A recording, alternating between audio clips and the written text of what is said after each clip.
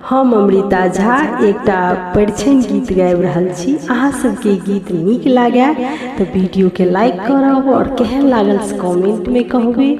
जे चैनल पर नया छी हुनका से आग्रह है कि चैनल के सब्सक्राइब करू। जय मिथिला, जय मिथिला। परिछन चलियौ सखी सुंदर जमैया हे सोहाबन लागे। परिछन चलियौ सखी सुंदर जमैया हे सोहाबन लागे। बड़ छथी बड़ सुकुमार हे सोहाबन लागे।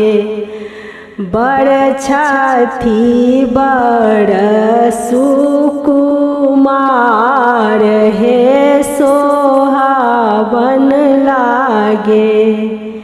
चम चम चमकानी सिर केरा पाग हे सोहाबन लागे।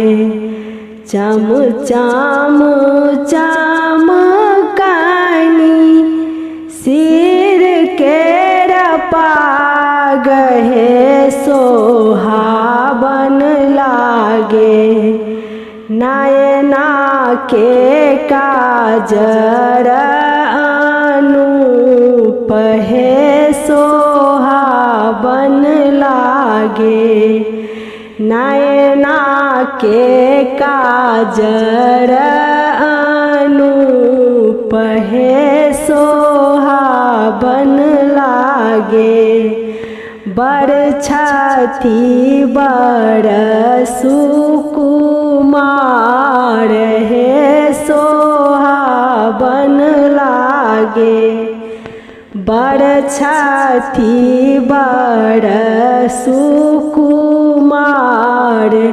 हे सोहाबन लागे।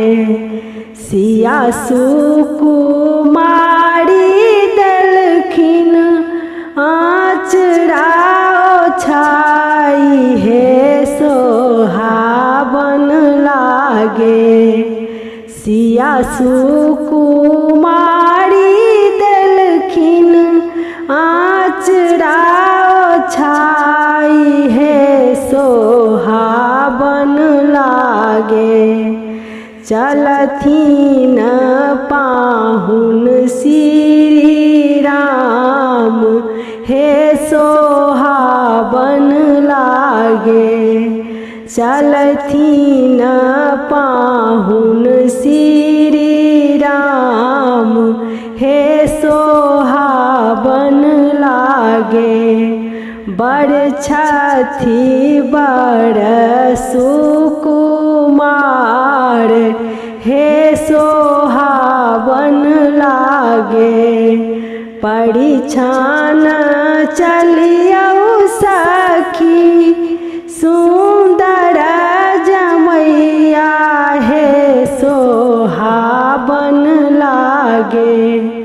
बड़ छथी बड़ सुकुमार हे सोहाबन लागे।